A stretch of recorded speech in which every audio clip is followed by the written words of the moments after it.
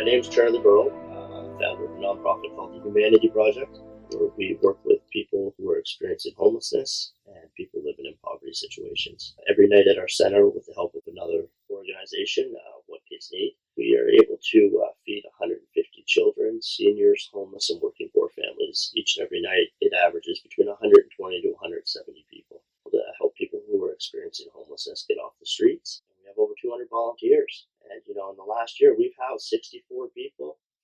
We've given out truckloads of furniture and clothes. And we've done over 900 food baskets for families in need. We helped out over 700 children with What Kids Need at Christmas time. And we fed over 60,000 meals to people. And we did it as a community working together. Why I started it is I was driving down the street one day. It was minus 32. It was cold. I seen an elderly gentleman. He was like 60, 70 years old, and he had no hat on. He had no mittens. He was wearing a pair of sneakers. And I remember turning and looking at him, and I was sitting in the heated seats of my car. I thought, it's like so cold out, I don't even want to get out, but I should help that guy. And I didn't.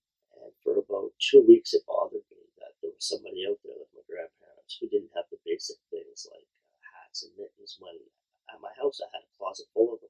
I made a list of items to help keep people warm. And in 2 weeks, I collected enough stuff that I built 32 winter survival bags. That's when I realized that we have a real problem. When you have 32 people that are sleeping outside in the dead cold of winter. What inspires me to go and push harder every day, try to push faster every day, is it's an inside feeling that I have that makes me feel like I'm morally and socially responsible for creating a better world. We all deserve a better world. When 100 or 150 people show up in a parking lot to eat in a snowstorm, they're not there because they're taking advantage. They're there because they truly need the help. Giving somebody a tent is not an ideal situation, but it's a better solution than them sleeping under a bridge or them sleeping on a park bench getting wet. There are a few people who have said or accused me of creating 4 tent cities. The only thing I'm really guilty of is making it more visible. I choose to stay positive that we're going to have a better world. Things are going to get better. That we can end the suffering of people. A revolution does not start by having an uprising. A revolution starts by showing people another way of doing things. And that's what we're trying to do. Soup kitchens do not serve lobster rolls. We do. They're not a soup kitchen. We have Red Seal chefs that come in here and cook for us. We are a dining experience for our community. I don't want people to feel like when they come through our doors, they're at their favorite restaurant and their friends are all here. So our dream here is to have our community center and our community dining, to have our 40 transitional units, to tear this building down and build one huge community garden that helps feed our community, while putting a brand new building on the other side to put as many nonprofits and charities in that one building so that everything's easily accessible.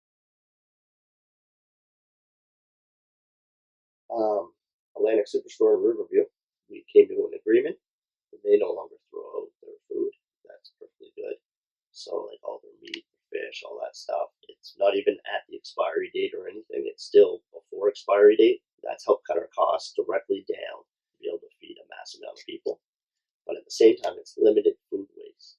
They've really stepped up to the plate by being one of the first places in our city to not throw food anymore. The idea is to do it in every store and every place, to have them donate right across our country to every shelter, nonprofit, and community center, food distribution center, so that people aren't going hungry. I think that's the ultimate goal.